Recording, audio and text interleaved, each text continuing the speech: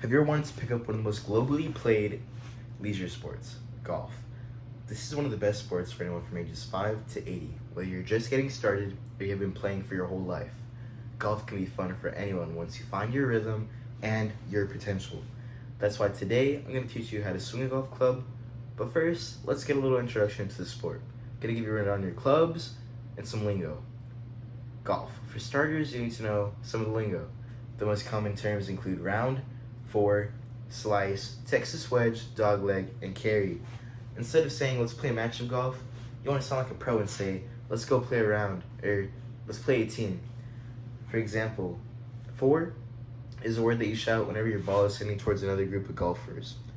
Whether they're in your group or in a different hole, you just don't want to hit somebody else. And this usually happens whenever you have a slice. A slice happens whenever you don't hit square on the club.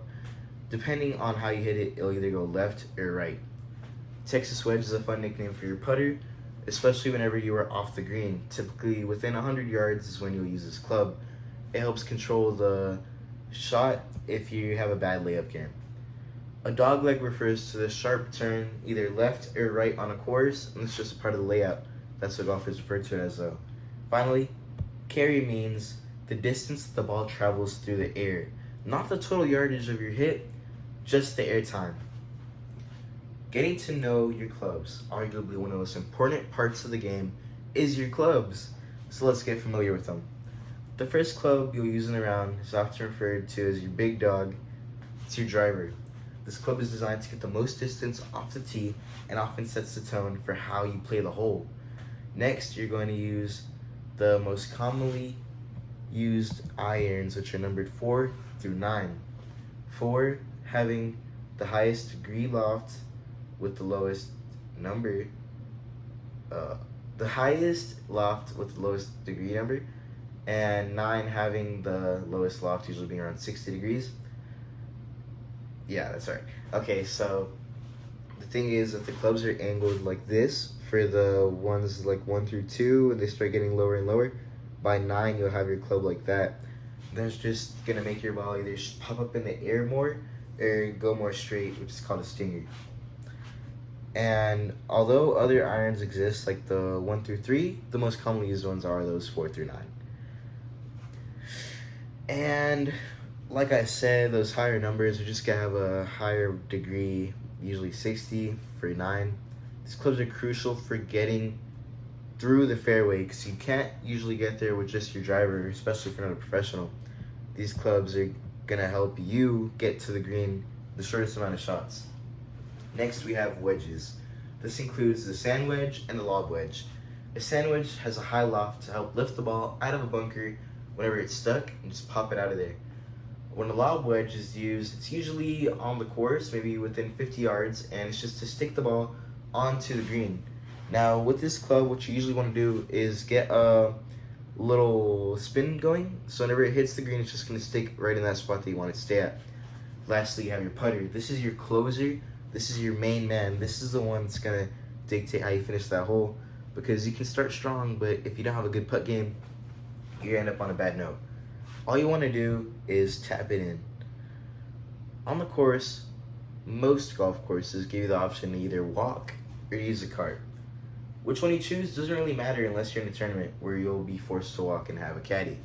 A full game consists of 18 holes and can take anywhere from 3 to 6 hours depending on the size of your group. It may sound like a long time, but whenever you're out there with your friends or colleagues, time flies by. Since golf isn't a high-intensity sport, people usually multitask and have a meeting or catch up. While the course, you need to remember to use proper etiquette. Never talk during someone's backswing, and never walk in front of someone if they're lining up their putt or trying to read the green. Now that you know some of the basics, let me teach you how to swing a club. Now, since my clubs are back home, I'm going to be demonstrating with a broomstick without the broom attached, of course. Now, what you're going to want to do is, you can't see my finger now, but you can see my shoulders. You're going to want to start standing shoulder width apart. Then, with your left leg, you're going to take one step out, well, depending on what hand you're swinging with. You want to take one step out to the left. And with your right leg, you want to take out 2 smaller steps to kind of line yourself up. Then you get a little bend in your knees. This is gonna be where the power is situated. You want to be kind of low, lower center of gravity. Now, the way you grab the club, you grab the club kind of like a baseball bat. Put your thumb right here, wrap this one around. You want to get a tight grip so you don't have that slice that we were talking about earlier. Now, a lot of people have the mistake of swinging it like they're swinging a baseball bat whenever they're going down. They want to swing it kind of sharp like that. Now, the thing is that you're trying to move this arm minimally. This is your bending arm right here.